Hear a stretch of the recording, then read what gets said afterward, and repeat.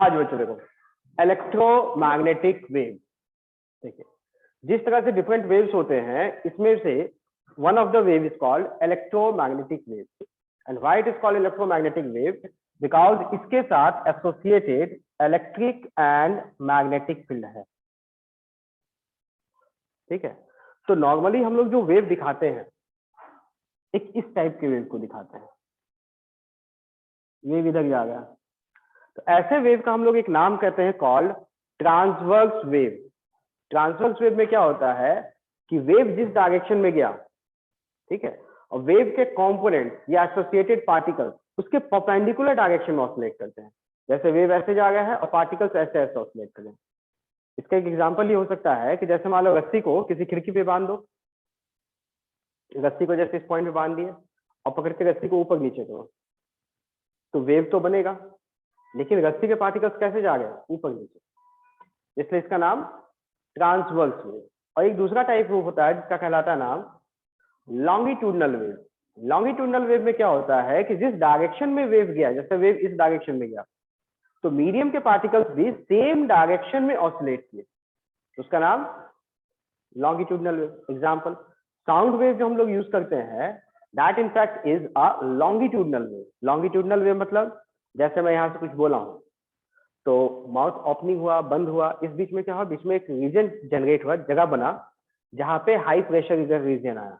तो high pressure का reason जैसे यहाँ आया, यहाँ वाले एयर मॉलिक्यूल्स को वो धक्का मारा, फिर यहाँ हाई प्रेशर आया, फिर अगले एयर मॉलिक्यूल को धक्का मारा, हाई प्रेशर आया, तो एक हाई प्रेशर लो प्रेशर का रीजन बनता है।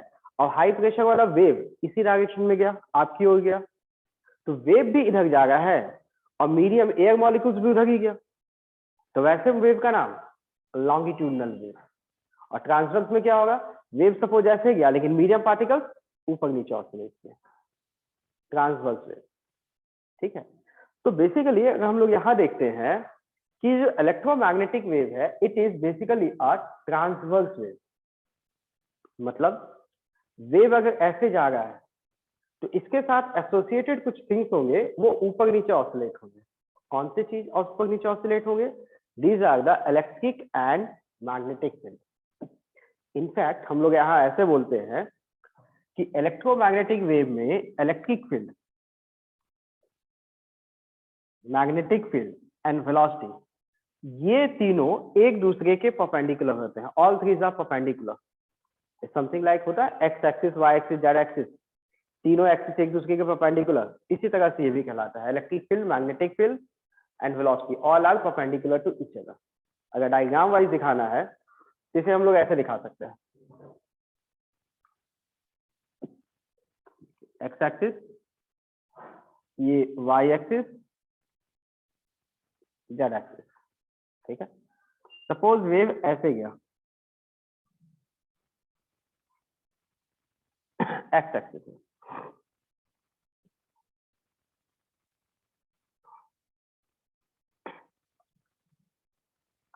ये वाई एक्सिस और ये जेड एक्सिस। ठीक है, इसे हम लोग ऐसे भी दिखा सकते हैं कि देखो वेव जा रहा है एक्स एक्सिस में और एक इलेक्ट्रिक फील्ड, मैग्नेटिक फील्ड होगा। तो अगर हम लोग इलेक्ट्रिक फील्ड को वाई एक्सिस में दिखाएंगे, तो जेड एक्सिस में बचेगा मैग्नेटिक फील्ड। ठीक है, सेम वे अगर हम लोग इसको फर्दर नीचे ले जाते हैं, then it should go like this. लेकिन करस्पॉन्डिंग जो मैग्नेटिक फील्ड होगा, वो तो वाई एक्सिस की ओर जाएगा, मतलब जेड एक्सिस में जाएगा, मूव करेगा।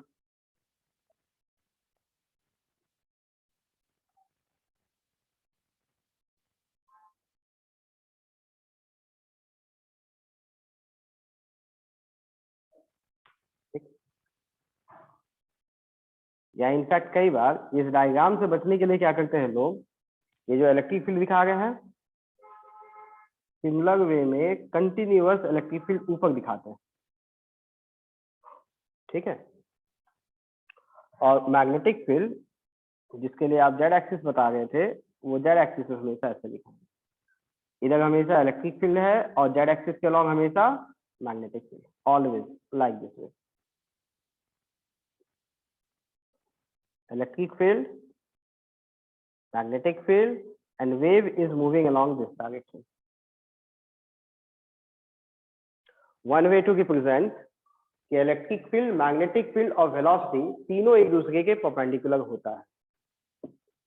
ठीक है, और बेसिकली परपेंडिकुलर है तो वेव का नाम ट्रांसवर्स। ठीक है, तो ये बेसिकली एक ट्रांसवर्स वेव कहलाएगा। अब देखो इस वेव से रिलेटेड बहुत सारे टर्म्स है जो आपको जानने पड़ेंगे।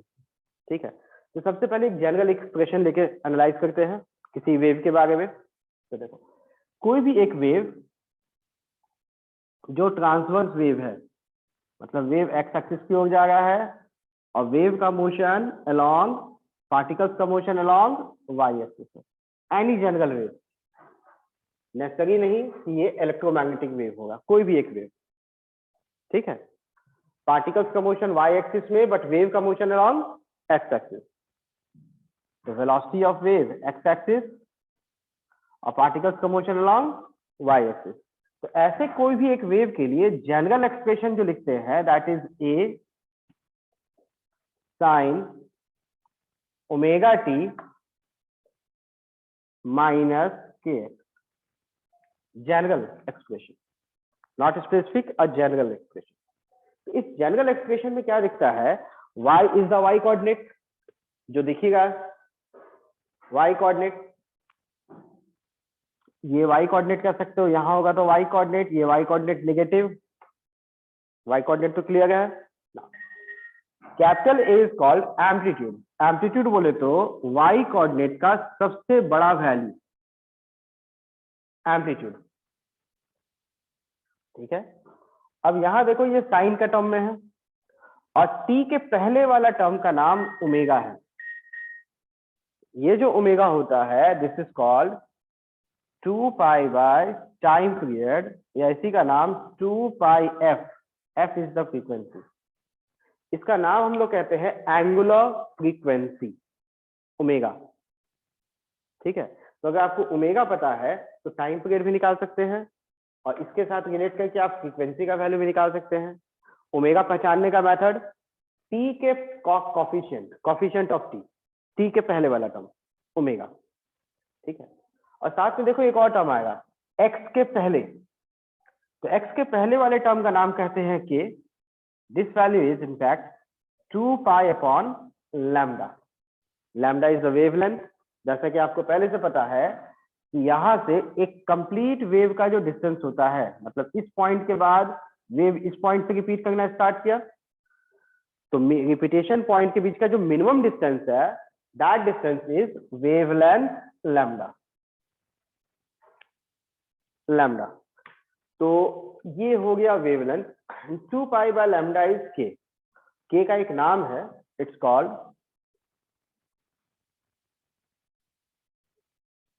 Propagation constant.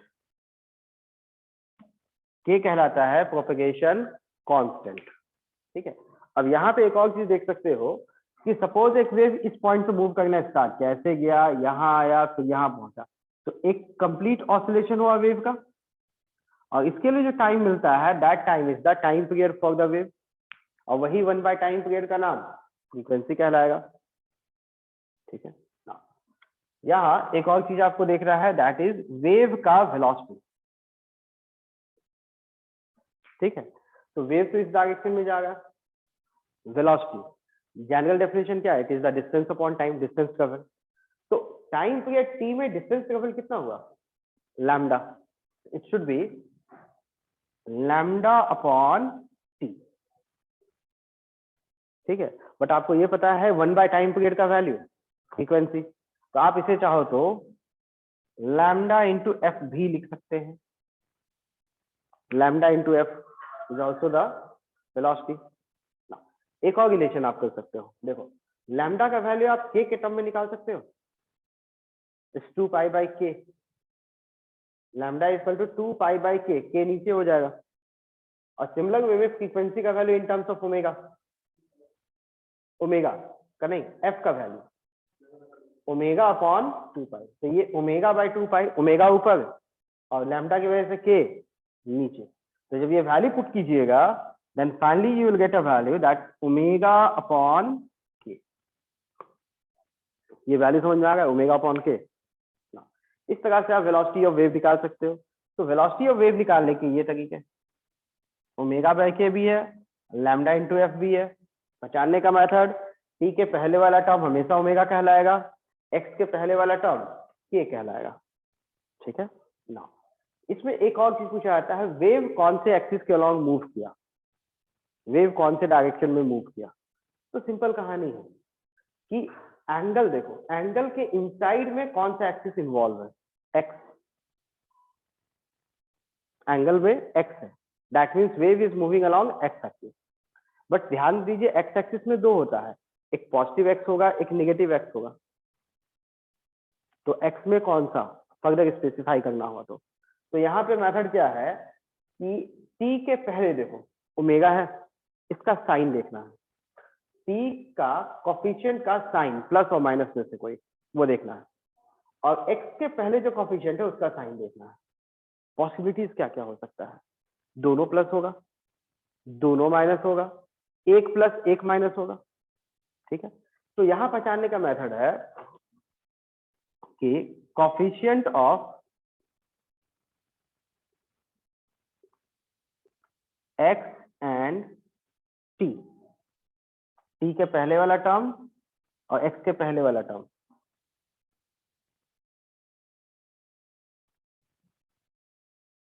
सेम साइन, मतलब दोनों प्लस में है या दोनों माइनस में है। तो इसका मतलब wave is moving along negative x axis, मतलब वेव नेगेटिव एक्स एक्सिस की ओर जाएगा। ठीक है, दोनों का साइन सेम हो, मतलब दोनों के बीच में प्लस साइन हो, ये भी प्लस ये भी प्लस, या दोनों ही माइनस, लेकिन तो वेव का motion along negative x axis. Second possibility होता है दोनों का अपोजिट साइन,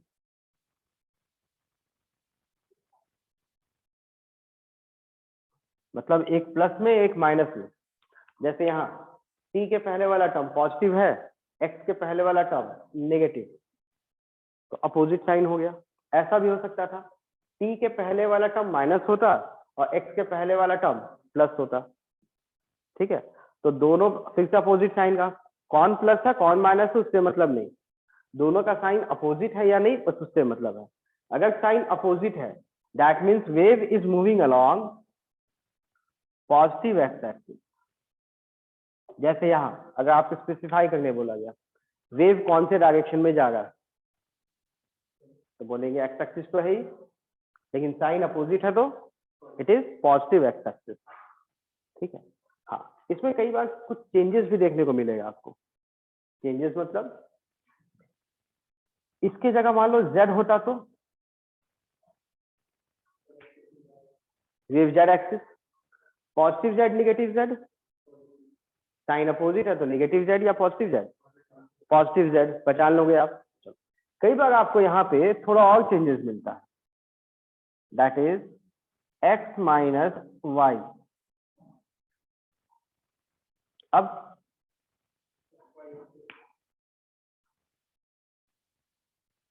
जिसका मतलब x कोऑर्डिनेट भी है y कोऑर्डिनेट भी है, दैट मीन्स x और y दोनों प्लेन में है, एक्स वाई प्लेन। तो थोड़ा सा याद करो कोऑर्डिनेट आप ऐसे दिखाते हो, एक्स एक्सिस दिखाते हो, एक वाई एक्सिस दिखाते हो, और जेड एक्सिस कहाँ होता है बाहर। ठीक है, अब यहाँ देखो ये कौन सा एक्सिस है, एक्स माइनस वाई, जेड तो नहीं आया, मतलब वेव का जो डायरेक्शन है एक्स और वाई प्लेन, मतलब ये जो बोर्ड में ही एक्स वाई है ना, जेड एक्सिस तो बाहर है, तो वेव इस बोर्ड के सरफेस पे ही जा रहा है। ठीक है, और थोड़ा और स्पेसिफाई किधर जा रहा है वो भी बता दो। तो उसके लिए क्या करना होगा, ये जो x माइनस वाई है आप सोचो x minus y equal to plus minus some constant, x minus y था ना और कुछ भी नहीं था, तो x minus y equal to some constant. ठीक है, तो इसको आप चाहो तो ऐसे भी लिख सकते हो, y इक्वल टू, वाई को उधर ले आते हैं, x प्लस माइनस सी तो कांस्टेंट है, प्लस लो या माइनस लो कोई फर्क नहीं पड़ेगा। और ये वाला इक्वेशन कुछ जाना पहचाना लगेगा, इससे स्ट्रेट लाइन इक्वेशन, और स्ट्रेट लाइन इक्वेशन का जनरल एक्सप्रेशन याद कीजिएगा, it is y equal to mx plus c, थोड़ा याद आ रहा होगा स्ट्रेट लाइन की इक्वेशन में, y equal to m x plus c. और इस इक्वेशन में क्या होता था, m क्या कहलाता था, slope. Slope. Slope slope means अगर आप यहाँ से कोई भी इक्वेशन ड्रॉ कर दिया लाइन का, ठीक है, और एक्स एक्सिस के साथ यहाँ एक एंगल बनेगा थीटा, तो यहाँ m का जो वैल्यू होता था that is tan theta. It's about the math, math में स्ट्रेट लाइन का फंडा है, थोड़ा मोड़ा आपको जानना पड़ेगा, तो क्वेश्चन तो आएगा, ठीक है। नहीं भी पढ़े हो तो कोई बात नहीं, जितना मैं बताऊंगा उतने से ज्यादा भी जरूरत नहीं पड़ने वाली है, ठीक है। एक बार फिर से सुन लो क्या किया हम लोग। सपोज यहाँ हम लोग क्या किए, इक्वेशन ऐसा कुछ दिया है, जनरल एक्स वाला था तो वो तो समझ में आ गया अपने को। मान लो ऐसा कोई एक्सप्रेशन दिया हुआ है, ठीक है, तो इससे अपने को ये पूछा गया वेव किधर गया, कौन से डायरेक्शन में गया, ठीक है। तो इसका मीनिंग क्या होगा कि देखो एक्स भी है, वाई कोऑर्डिनेट दोनों है, और यहाँ एक्चुअली में एक्स माइनस वाई है, तो आप क्या करेंगे, x minus y equal to some constant लिख देंगे, प्लस भी सी लग सकते हो, माइनस भी सी लग सकते हो, any one of your choice, constant आपकी मर्जी का कोई भी, ठीक है। तो यहाँ y का इक्वेशन आप इक्वेट कर दो, इक्वेट हो गया। और इस y का इक्वेशन जब आप देखोगे तो हमेशा ऑलवेज हमेशा एक स्ट्रेट लाइन ही इन्वॉल्व मिलेगा। तो स्ट्रेट लाइन का जनरल एक्सप्रेशन होता है y equal to m x plus c, मतलब y का कोफिशिएंट 1 होता है, x के पहले वाला जो टर्म होता है उसका नाम m करते हैं, और m is actually equal to tan theta. tan theta मतलब कोई भी मान लो ये इक्वेशन है, और इस y का जो इक्वेशन है इसका ही नाम बताते हैं हम लोग y equal to m x plus c. अगर हम लोग ऐसा इक्वेशन लेते हैं तो ये स्ट्रेट लाइन जो है एक्स एक्सिस के साथ कोई एंगल बनाएगा थीटा। अब थीटा आप यहाँ चुनो, यहाँ चुनो, एंगल कभी नहीं बदलने वाला है, हमेशा तो एक ही रहेगा। हाँ, तो ये जो tan थीटा है, tan theta is equal to m कहलाता है, ठीक है। अब देखो इससे कंक्लूजन क्या निकलता है, यहाँ बताओ m का वैल्यू किसके इक्वल है, 1, m is 1, that is tan theta equal to 1। कितने एंगल पे tan थीटा बनाता है, 45। जिसका मतलब ये हम लोग बोलेंगे कि ये जो वेव है जो यहाँ से ऐसे रिलेट करके हम लोग निकाले हैं, ये एक ऐसा वेव है जिसका मोशन है y equal to x plus minus c, इस डायरेक्शन के अलॉन्ग, इस स्ट्रेट लाइन के डायरेक्शन में गया, ठीक है। और स्ट्रेट लाइन का डायरेक्शन कहने का मतलब क्या हो गया कि m का वैल्यू 1 है, मतलब एंगल कितना, 45 पे, एंगल इज द 45, तो 45 एंगल पे गया। तो 45 एंगल पे जब ये जाएगा तो पॉसिबिलिटी दो हो सकता है, या तो ऐसे ऊपर की ओर जा रहा है या नीचे की ओर जा रहा है, मतलब एक्स और वाई दोनों प्लस है या दोनों माइनस है। तो प्लस माइनस का फंडा तो देखे थे ना, सेम साइन मतलब नेगेटिव, अपोजिट साइन मतलब पॉजिटिव। यहाँ देखो t के पहले प्लस, और ये इक्वेशन उसके पहले माइनस, मतलब पॉजिटिव, इधर जा रहा है ये, ठीक है। और कौन सा direction, y equal to x plus c के अलॉन्ग, स्ट्रेट लाइन जिसका एंगल स्लोप कितना बनेगा, 45 डिग्री पे स्लोप वाले वेव के अलॉन्ग जा रहा है, ठीक है। तो इस तरह से हम लोग चाहे तो कोई एक्सप्रेशन आएगा, जनरल एक्सप्रेशन, इसको साथ हम लोग ओमेगा के निकाल सकते हैं, टी के पहले वाला टर्म ओमेगा, कोफिशिएंट के पहले वाला टर्म का नाम के, which is 2 pi by lambda, frequency भी निकल जाएगा, वेवलेंथ भी निकल जाएगा, वेलोसिटी निकालना है तो lambda F lambda by T या फिर ओमेगा बाय के, और प्लस माइनस डायरेक्शन भी आ सकता है। तो ये सारी कहानी जो है इट्स अ जनरल वे, ठीक। अब हम लोग आते हैं स्पेसिफिक अपने टॉपिक जिसका नाम इलेक्ट्रोमैग्नेटिक वेव, ठीक है। तो इसकी कहानी जनरल वेव की कहानी से अलग नहीं है, सिमिलर टाइप है, ठीक है। सिमिलर टाइप कहने का मतलब देखो कि जनरल कोई वेव में ऑसिलेट करने वाला होता है पार्टिकल, और पार्टिकल के एक वाई कोऑर्डिनेट होता है, जेड कोऑर्डिनेट होता है, जिसको यहाँ ऐसे लिखते हैं हम लोग, ठीक। जब हम लोग स्पेसिफिक इलेक्ट्रोमैग्नेटिक वेव की बात करते हैं तो यहाँ ऑसिलेट कौन करता है, पार्टिकल या इलेक्ट्रिक और magnetic field, electric and magnetic field. तो यहाँ पे जो वाई होता है उस वाई की जगह कौन लेगा, पार्टिकल के कोऑर्डिनेट की जगह कौन लेगा? या तो इलेक्ट्रिक फील्ड लेगा या फिर मैग्नेटिक फील्ड लेगा। कहने का मतलब ये हो गया, देखिए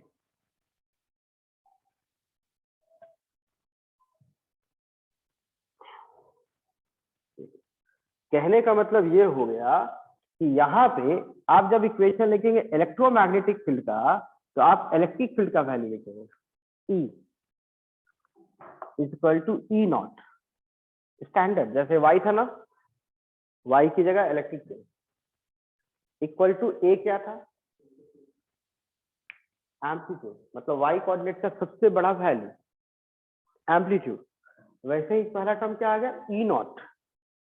ठीक है, मतलब इलेक्ट्रिक फील्ड का सबसे बड़ा वैल्यू E नॉट। इसका नाम एम्पलीट्यूड भी कह सकते हैं, लेकिन किसका? इलेक्ट्रिक फील्ड का। बिल्कुल।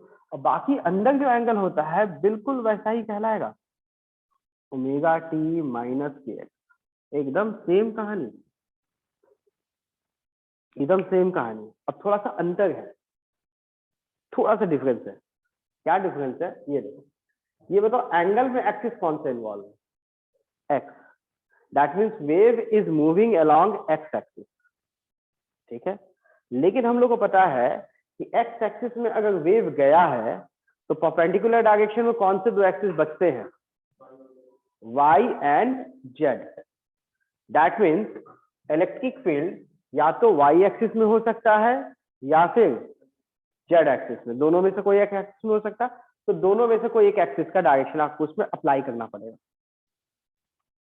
तो x तो इन्वॉल्व हो गया, बचा दो परपेंडिकुलर y और z, तो इलेक्ट्रिक फील्ड को हम लोग y एक्सिस बना देते हैं। तो ये हो जाएगा एक्सप्रेशन फॉर इलेक्ट्रोमैग्नेटिक वेव, और इलेक्ट्रोमैग्नेटिक वेव का इलेक्ट्रिक फील्ड का एक्सप्रेशन बिल्कुल वैसा ही कहानी।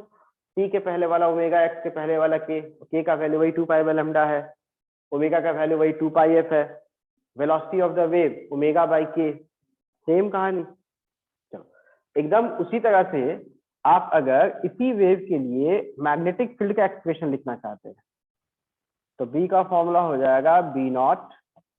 अब बाकी अंदर का एंगल एकदम सेम, साइन के फॉर्म में है तो ये भी साइन के फॉर्म में, एंगल में omega T minus K x है तो ये भी सेम, मतलब साइन साइन सेम रहेगा और अंदर का जो एंगल होगा वो भी एग्जैक्टली कॉपी पेस्ट रहेगा, कह लो कोई चेंज नहीं।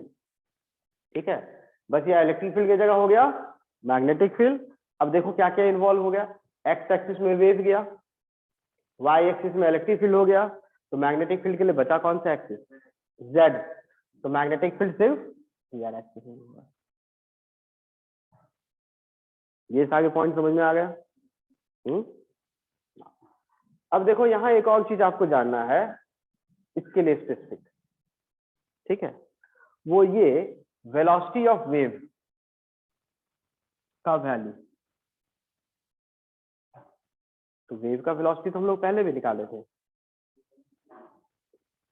लैम्डा एफ ओमेगा बाई के, ये तो निकाले हुए थे। ठीक है, लेकिन ये वेलोसिटी ऑफ वेव जो ये वैल्यू आता है वही value in terms of electric field and magnetic field. ठीक है, तो यहाँ जो एक्सप्रेशन आता है that is in fact E by E naught by D naught, amplitude का रेशियो। ठीक है, कैसे? तो उसके लिए एक छोटा सा चीज आपको याद दिलाएंगे। याद कीजिए जब आप पढ़े थे magnetic effect of current, motion of charge in both electric and magnetic field.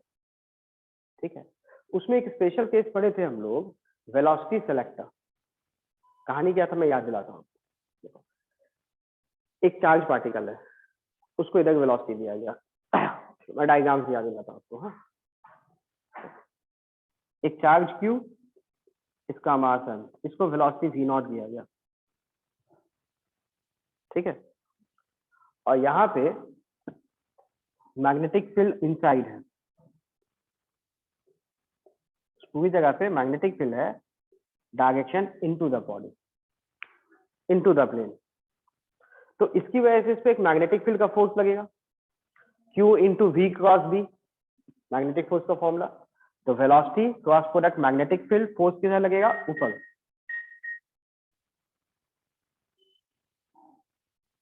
और सिर्फ मैग्नेटिक फील्ड का फोर्स होगा तो ये पार्टिकल यहां से ऐसे ऊपर जाएगा, कर्व वाला पाथ फॉलो करेगा, ठीक है। लेकिन अगर आप यहाँ पे कैपेसिटर के 2 प्लेट लगा देते हैं, कैपेसिटर के 2 प्लेट, ठीक है, और जिसमें आप क्या करते हैं, इस साइड में पॉजिटिव प्लेट बना देते हैं, इस साइड में नेगेटिव प्लेट बना देते हैं।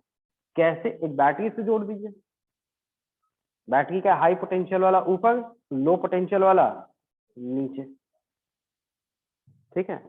तो हाई पोटेंशियल ऊपर है तो ये प्लस चार्ज, यहाँ पे कैपेसिटर के प्लेट पे नेगेटिव चार्ज, तो प्लस चार्ज नेगेटिव चार्ज आएगा, तो बताओ यहाँ एक इलेक्ट्रिक फील्ड आएगा कि नहीं। इलेक्ट्रिक फील्ड किधर होता है, प्लस टू माइनस, तो यहाँ पे एक इलेक्ट्रिक फील्ड भी आ गया। और चार्ज Q है, पॉजिटिव चार्ज है, तो उस पर एक फोर्स भी लगेगा। फोर्स का फॉर्मूला Q इंटू ई, किधर जिधर फील्ड होगा उधर ही, एफ ई। तो ऐसा हो सकता है क्या कि अगर ये दोनों फोर्स इक्वल हो जाए तो net force on the charge 0, और चार्ज पे जो नेट फोर्स 0 होगा तो उसका पाथ कैसा होगा, स्ट्रेट लाइन। नेट फोर्स 0 तो सीधा ही जाएगा वो। तो ये कॉन्सेप्ट था वेलोसिटी सिलेक्टर का, ठीक है। तो कॉन्सेप्ट में क्या करते थे हम लोग, वैल्यू निकालते थे। वैल्यू क्या करते थे हम लोग, एक मैग्नेटिक फील्ड का फोर्स का वैल्यू और एक इलेक्ट्रोस्टैटिक फोर्स का वैल्यू इक्वल बना दिए। इसका फॉर्मूला था Q dB, इसका फॉर्मूला था Q इंटू ई, दोनों का चार्ज Q कैंसिल हो जाएगा, वेलोसिटी V का वैल्यू E अपॉन B। मतलब चार्ज पार्टिकल को अगर इस वेलोसिटी से फेंका जाए, जहां पे इलेक्ट्रिक फील्ड मैग्नेटिक फील्ड दोनों है, मैग्नेटिक फील्ड अंदर हो गया, इलेक्ट्रिक फील्ड इधर हो गया, तो इलेक्ट्रिक फील्ड मैग्नेटिक फील्ड के बीच का एंगल 90। देखो इलेक्ट्रिक फील्ड ऐसे है, मैग्नेटिक फील्ड इधर, इलेक्ट्रिक फील्ड नीचे, और वेलोसिटी किधर है, तीनों एक दूसरे के परपेंडिकुलर। तो क्वाइट पॉसिबल है अगर पार्टिकल का वेलोसिटी ये वाला होगा तो इस चार्ज पे नेट फोर्स 0 और वो स्ट्रेट पाथ में जाएगा। अगर उसमें से कोई दूसरा वेलोसिटी इससे कम हो गया तो मैग्नेटिक फील्ड का फोर्स कम हो गया, ये फोर्स बड़ा हो गया तो थोड़ा नीचे चला जाएगा। अगर वेलोसिटी बड़ा हो गया तो मैग्नेटिक फील्ड फोर्स का वैल्यू बड़ा हो जाएगा, तो ये ऊपर की ओर थोड़ा चला जाएगा। तो अनडेविएटेड वाले के लिए यही वेलोसिटी होना चाहिए था। तो यहाँ से जो एक्सप्रेशन आता है, देखो वही वेलोसिटी नहीं है, E बाई डी। तो इस तरह से हम लोग वो जो वेलोसिटी वाला कॉन्सेप्ट निकाले थे, हम लोग वेलोसिटी सिलेक्टर में जो पढ़े थे, वही सेम कॉन्सेप्ट यूज करके हम लोग यहाँ पे वो वेलोसिटी देख सकते हैं, ठीक है।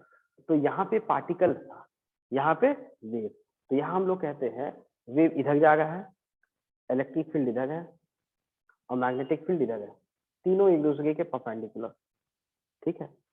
तो ये वाला वेव बिल्कुल एक्स में कब जाएगा, जब इसकी वजह से और इसकी वजह से इस वेव वाले जो पार्टिकल होगा उस पे नेट फोर्स 0 होगा, और उसके लिए वेलोसिटी क्या होना चाहिए था, E बाई डी। और ये हमेशा फॉलो भी होता है, इट्स ऑलवेज बिन फॉलोड। ये जो वेलोसिटी का वैल्यू जो हम लोग निकाल रहे हैं omega by K lambda by F, lambda into F, that's always equal to E upon D, ठीक है। तो देखो इससे हम लोग को बस एक चीज समझ में आ गया, अपने काम का चीज पे देखो। सपोज आपको इलेक्ट्रिक फील्ड का वैल्यू दिया हुआ है E equal to E naught sine omega T minus K, ठीक है। तो यहां से बताओ वेलोसिटी का वैल्यू आप ओमेगा बाय के करके निकाल ही सकते हो, और इलेक्ट्रिक फील्ड का वैल्यू दिया ही है, E नॉट का वैल्यू दिया है, यहाँ से आप बी नॉट का वैल्यू निकाल सकते हो कि नहीं, बी नॉट तो आ जाएगा ना इस फॉर्मूले से, ओमेगा बाय के वेलोसिटी ऑफ वेव का वैल्यू, और फॉर्मूला से एक्सप्रेशन से तो ओमेगा भी पहचान सकते हैं हम लोग, के भी पहचान सकते हैं, ये दोनों पहचान के लिख दिए, और इसका value E naught by B naught लिख दिए, और इलेक्ट्रिक फील्ड का वैल्यू दिया था, E नॉट का वैल्यू दिया था, वो वैल्यू यहाँ पुट करेंगे तो बी नॉट तो आ जाएगा। और एक बार जब बी नॉट आ गया तो मैग्नेटिक फील्ड का एक्सप्रेशन नहीं निकाल सकते क्या, निकल जाएगा ना। हाँ, तो इतना ही फंडा यूज करने का होता है, ठीक है। तो इस तरह से चाहो तो आप मैग्नेटिक फील्ड का एक्सप्रेशन भी यूज कर सकते हो। ठीक है, तो एक बार थोड़ा सा पहले रिकैप कर लेता हूँ क्या क्या सीखे हम लोग। ठीक है, कोई भी electromagnetic wave means electric field magnetic field होना चाहिए, electric field magnetic field velocity तीनों एक दूसरे के perpendicular, just like X axis Y axis and Z axis.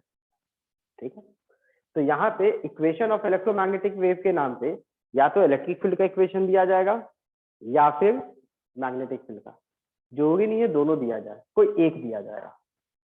ठीक है, जैसे मान लो ये वाला फील्ड का इक्वेशन दे दिया है तो ई नॉट कहलाएगा maximum value of electric field amplitude. दूसरा टी के पहले वाला टर्म ओमेगा, फ्रीक्वेंसी बोलेगा तो ओमेगा पता है तो ओमेगा से हम लोग 2 पाई एफ करके फ्रीक्वेंसी निकाल सकते हैं। ठीक, वेवलेंथ निकालने बोलेगा तो एक्स के पहले वाला टर्म का नाम के, पॉजिटिव साइन के साथ नहीं है, यहाँ निगेटिव उससे कोई मतलब नहीं, के इज ऑलवेज पॉजिटिव, तो एक्स के पहले वाला के और के का वैल्यू 2 पाई बाय लैम्डा होता है, आप लैम्डा भी निकाल सकते हैं। तो बोलेगा what is the velocity of the wave, तो वेव का वेलोसिटी के लिए फॉर्मूला था ओमेगा बाय के, वो भी निकाल सकते हैं।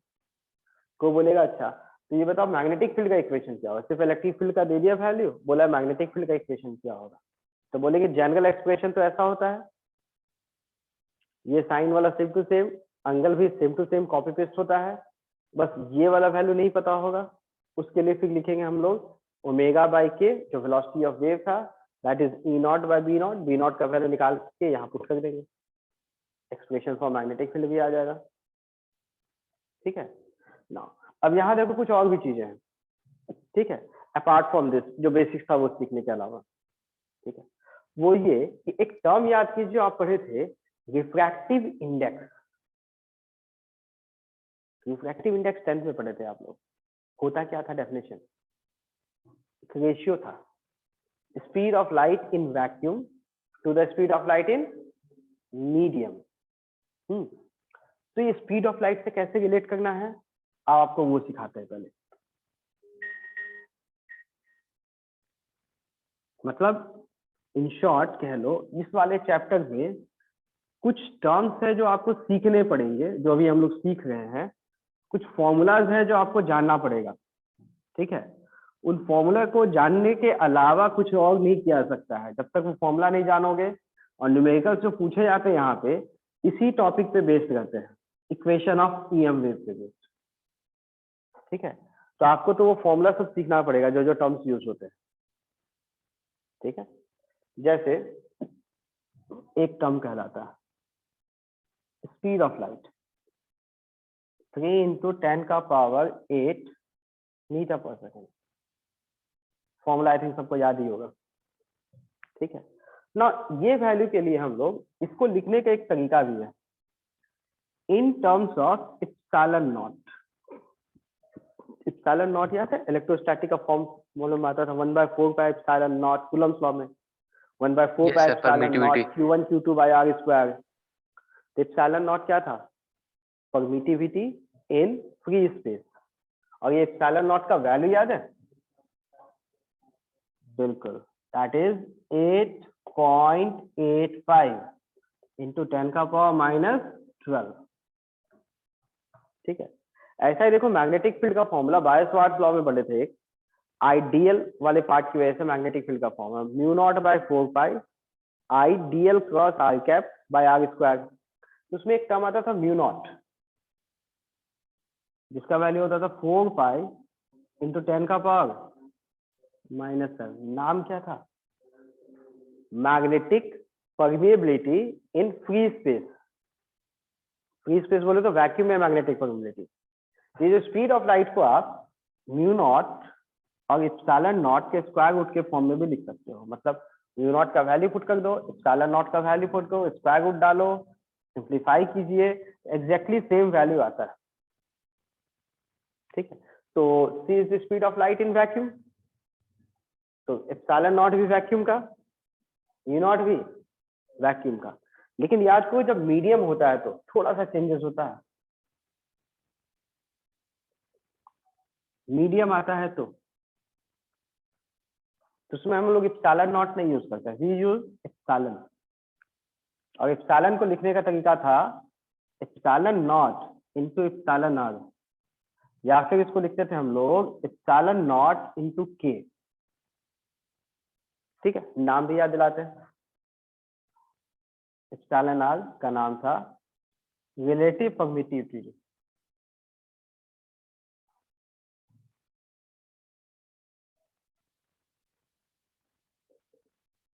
रिलेटिव परमिटिविटी, ठीक है। और जो कैपिटल के है, यहाँ देख के ही लगा, एप्सिलॉन और कैपिटल के दोनों का वैल्यू तो एक ही होगा। और कैपिटल के का नाम कहते हैं हम लोग डाई इलेक्ट्रिक कांस्टेंट। बहुत ज्यादा ये कंफ्यूज करता था इलेक्ट्रोस्टैटिक में। डाई इलेक्ट्रिक कांस्टेंट, ठीक है। ये डाई इलेक्ट्रिक कांस्टेंट का वैल्यू याद दिलाते हैं। के का वैल्यू होता है 1 एयर इंसुलेटर के लिए, ठीक है। और के का वैल्यू होता है इनफाइनाइट फॉर मेटल और कंडक्टर। और के का वैल्यू 1 से इंफिनिटी के बीच में होता है, थोड़ा थोड़ा याद होगा, ठीक है। वाटर के लिए के का वैल्यू 81 लेते हैं, कुछ कुछ तो याद आया होगा डायरेक्ट कांस्टेंट, ठीक है। तो एप्सिलॉन क्या हो गया, परमिटिविटी ऑफ द मीडियम, जिसको लिखने का या तो एप्सिलॉन आर के टर्म में लिखते हैं या फिर डाइलेक्ट्रिक कांस्टेंट के टर्म में लिखते हैं। तो एप्सिलॉन आर रिलेटिव परमिटिविटी है और के का नाम डाइलेक्ट्रिक कांस्टेंट है। और के और डाइलेक्ट रिलेटिव परमिटिविटी दोनों वैल्यू एक ही होता है, अलग अलग नहीं होता है। इसी तरह से जब मीडियम में हम लोग बात करते हैं मैग्नेटिक प्रॉपर्टी की, तो वहां भी जैसे वैक्यूम में हम लोग म्यू नॉट लेते थे, वैसे ही मीडियम आने पे म्यू नॉट की जगह म्यू ले लेते हैं। और इस म्यू का नाम वैल्यू हो जाता है mu naught into mu R. Mu naught तो वही मैग्नेटिक परमिएबिलिटी इन वैक्यूम या फ्री स्पेस, और mu magnetic permeability in medium, ठीक है। सिमेट्रिक है, बिल्कुल वैसा ही, याद करने वाला सिंपल है, ठीक है। और इसमें म्यू आर का वैल्यू, म्यू आर क्या, रिलेटिव परमिटिविटी, रिलेटिव मैग्नेटिक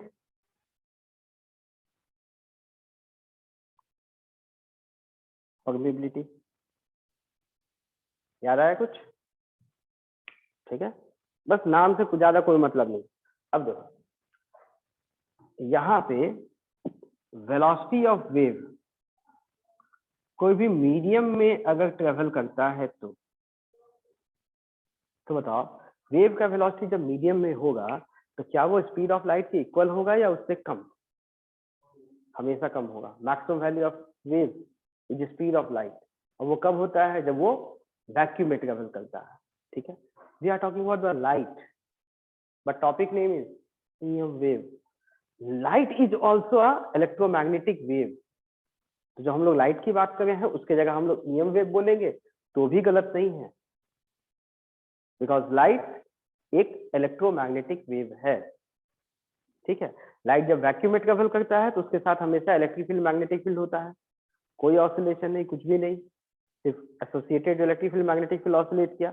लेकिन जब मीडियम में होता है, जैसे एयर में लाइट ट्रेवल किया, तो इसके साथ इलेक्ट्रिक फील्ड मैग्नेटिक फील्ड है, तो इलेक्ट्रिक फील्ड जब बदलेगा तो एयर में जो पोलर मॉलिक्यूल्स उस पर तो फोर्स लगेगा, तो एयर के पोलर मॉलिक्यूल्स भी मूव करते हैं, ऑसिलेट करते हैं, because of associated electric and magnetic field, ठीक है। खैर हम लोग ये देखे थे कि लाइट को या इलेक्ट्रोमैग्नेटिक वेव को जब आप किसी मीडियम में लेके जाते हैं तो उसके लिए वेलोसिटी का जो फॉर्मूला होता है दैट इज 1/μ इंटू एप्सिलॉन,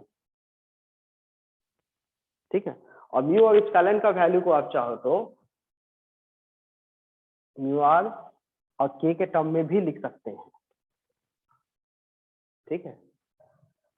आप चाहो तो इसे आप इस फॉर्म में भी लिख सकते हो, mu naught epsilon naught mu R into epsilon R, ऐसे लिखा जा सकता है,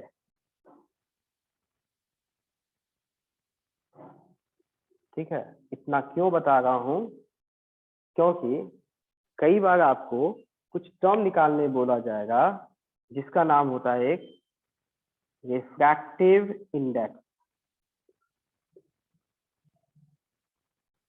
ठीक है। कई बार सिंबल आप लोग म्यू से भी इसको रिप्रेजेंट करते हो, और कई बार इसके लिए सिंबल ईटा भी यूज किया जाता है। ठीक है, हम लोग म्यू वाला सिंबल नहीं यूज करे हैं बिकॉज म्यू का मतलब हम लोग इससे रिलेट कर लेंगे, फिर मिक्सअप हो जाएगा सिंबल, इसलिए रिफ्रैक्टिव इंडेक्स के लिए ईटा यूज करें। ठीक है, definition, speed of light in vacuum by speed of light in medium. ठीक है, तो C बाई V ये रेशियो होता है। अब यहाँ देखो C का वैल्यू ये था, V का वैल्यू ये है, तो अगर आप यहाँ इसका रेशियो निकालते हो तो ये किसके इक्वल आएगा?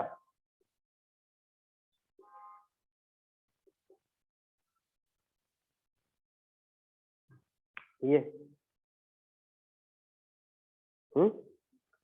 तो ये बताओ, इक्वेशन अगर दिया है, ओमेगा निकाल सकते हैं हम लोग, के निकाल सकते हैं। इक्वेशन दिया है तो ओमेगा और के देख के पहचान लेंगे। तो वेव का वेलोसिटी भी निकाल सकते हैं हम लोग, निकाल सकते हैं। ठीक, तो जब ये निकाल सकते हैं हम लोग वेव का वेलोसिटी, तो इस वेव के वेलोसिटी में याद तो स्पीड ऑफ लाइट तो फिक्स वैल्यू होता है, तो वेव का वेलोसिटी अगर निकाल लिए तो रिफ्रैक्टिव इंडेक्स निकाल सकते हैं या नहीं? निकल जाएगा। चलो, सपोज रिफ्रैक्टिव इंडेक्स निकल गया, ठीक है, और मीडियम का कोई डायरेक्टली कांस्टेंट के का वैल्यू बता दिया, K is the epsilon R. Epsilon R किसके इक्वल है? K equal. तो के का वैल्यू भी पता है आपको, दिया हुआ है, तो आप बताओ म्यू आई का वैल्यू निकाल सकते हो कि नहीं? तो ये सब जो कहानी सीखे अभी हम लोग अप्लाई करके देखते हैं। ठीक है, एक क्वेश्चन देते हैं, उसमें वो सारे वैल्यू कैलकुलेट करके देखते हैं। ठीक, कुछ कंफ्यूजन हो रहा है बच्चों तो पूछ लो, फॉर्मूला लिख लिए?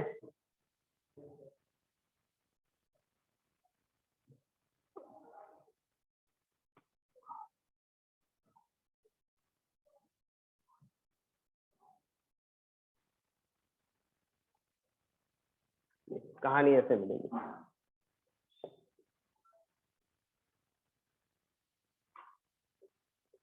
E field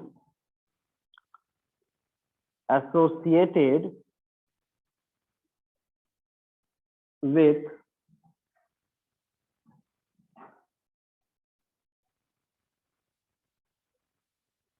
EM wave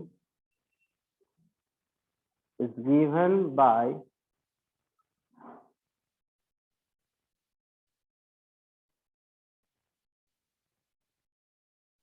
EY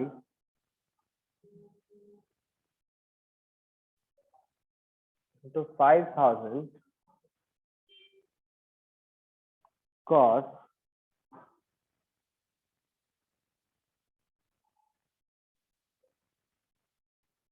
3 pi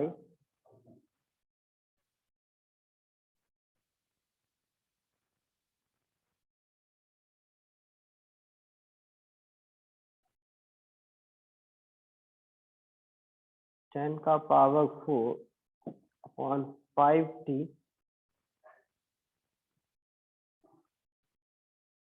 minus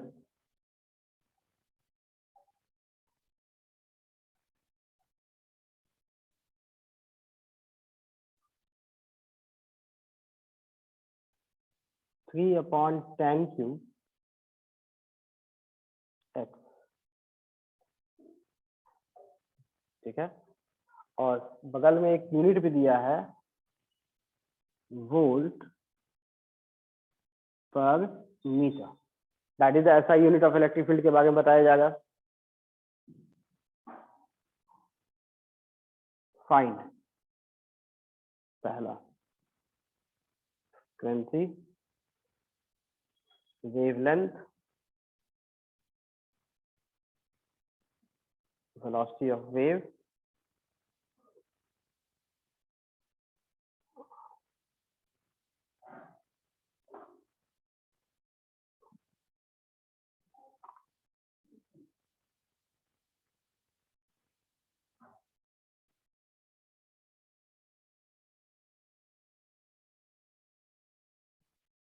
expression for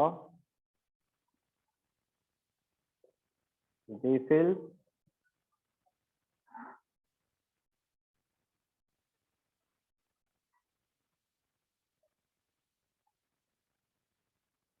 refractive index of medium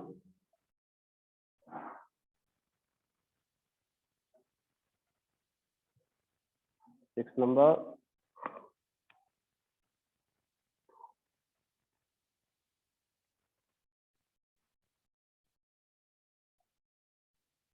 capital K equal to 21 for medium, find relative magnetic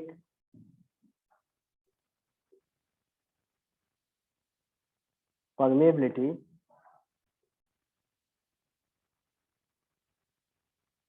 of medium। इस टाइप का क्वेश्चन होगा, ठीक है, एक बार ट्राई कीजिए।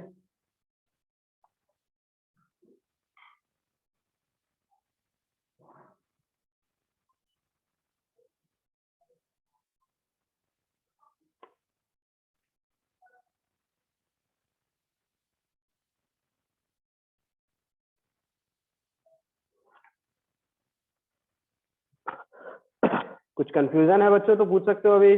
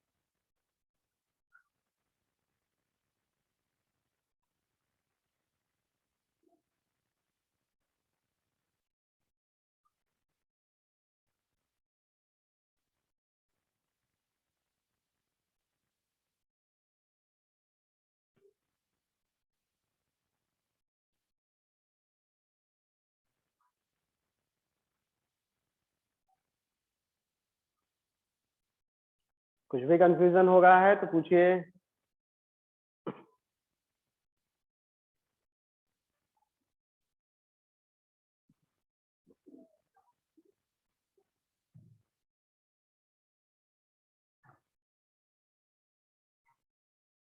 चलो वन बाय वन चेक किया जाए। चलो स्टेप वाइज देखते हैं। पहला एफ, तो एफ को याद कीजिए ओमेगा से रिलेट करते हैं। Omega equal to 2 pi F, f का value omega upon 2 pi, omega equal to 2 pi f. Confusion हो गया तो फॉर्मूला लिखते जाओ, एफ का वैल्यू ओमेगा अपॉन 2 पाई। अब बताओ फॉर्मूला से ओमेगा कैसे निकलता है? टी का कॉफिशिएंट, टी के पहले वाला टर्म, तो देखिए टी के पहले कौन सा टर्म है? 10 का पावर 4/5 ओमेगा होगा क्या? नहीं, पहले ये मल्टीप्लाई भी तो है, तो ओमेगा इज 3 पाई इंटू 10 का पावर 4/5। तो ओमेगा का वैल्यू जो आप लिखेंगे that is 3 pi by 5 into 10 का पावर 4 अपॉन 2 पाई। समझ में आ रहा ओमेगा? चलो तो यहां से pi cancel, 3/10 that is 3 into 10 का पावर, यूनिट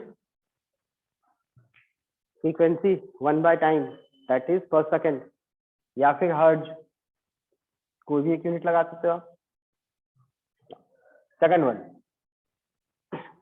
लैम्डा, तो याद कीजिए के का एक्सप्रेशन था 2 पाई अपॉन लैम्डा, तो लैम्डा का value 2 pi bye K, lambda is 2 pi upon के। अब के का वैल्यू x के पहले वाला टर्म, तो x के पहले ये 3 पाई भी है, ये 3 भी है, that is 3 pi into 3, division में tan क्यूब, वो डिवीजन वाला टर्म ऊपर आ जाएगा, pi pi cancel, that is 2/9 into 10 cube, unit, lambda is the length, unit metre. Third one, wave का वेलोसिटी, तो फॉर्मूला पता ही अपने को, ओमेगा अपॉन के,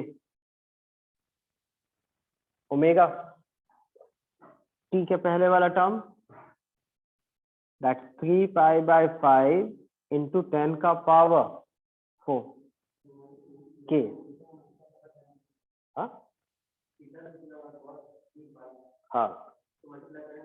हाँ देखो एक्चुअल हम लोग को लिखना चाहिए, 3 पाई तो कॉमन है ना, कैंसिल आउट ही हो जाएगा, और के का वैल्यू क्या है, that is 3 pi into 3 division में 10 का पावर 3।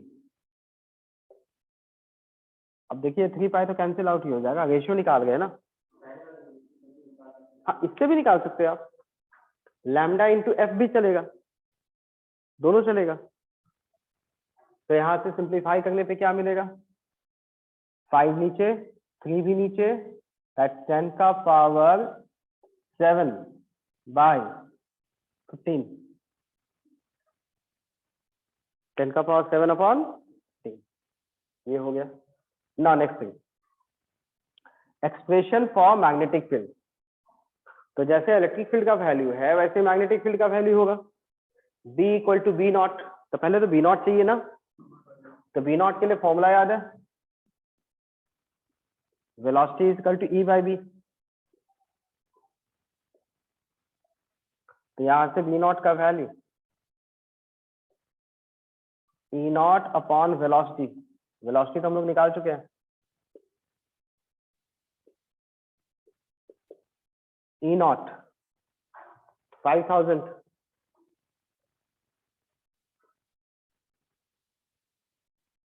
वेलोसिटी 10 का पावर 7 ऊपर में 15, सिंप्लीफाई कीजिएगा तो 15 इंटू 5 75 इंटू 10 का पावर, पॉइंट कर देते हैं, 1 2 3 एक और 4, और ये 7 है, -3,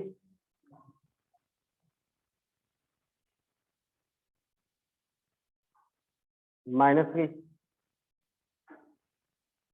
तो कंफ्यूजन तो नहीं नो, मैग्नेटिक फील्ड का expression B equal to B naught that is 7.5 into 10 का पावर -3, उसके बाद जो एंगल है उसको same to same copy paste, cos था कॉस रखेंगे, पहले 3 पाई था 3 पाई रखेंगे, 10 का power 4 by 5 same, t -3 upon 10 cube, बिल्कुल वही x,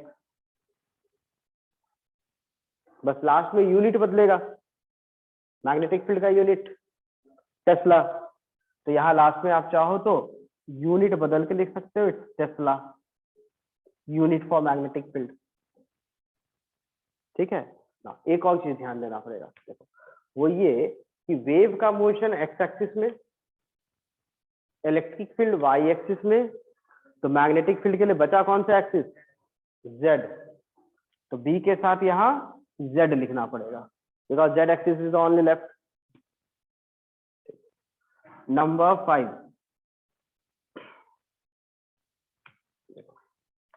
refractive index, definition C by V, C का वैल्यू 3 इंटू 10 का पावर 8 अपॉन वेलोसिटी V का वैल्यू 10 का पावर 7 बाय 15, तो 15 तो ऊपर हो जाएगा, तो फाइनली 450 450 6 नंबर। के का वैल्यू 21 है, रिलेटिव मैग्नेटिक प्रोबेबिलिटी। तो फॉर्मूला क्या था? Epsilon that is dielectric constant के into mu r, this was the expression. ठीक है, तो अपने को बस वही एक्सप्रेशन यूज करना है, वैल्यू पुट करते हैं। ये वैल्यू हो गया 450 इक्वल्स स्क्वायर रूट ऑफ के is 21 into mu r. So the value of mu r is 450 into 450 by 21. I think method clear है? कोई कंफ्यूजन है तो पूछिए इसमें।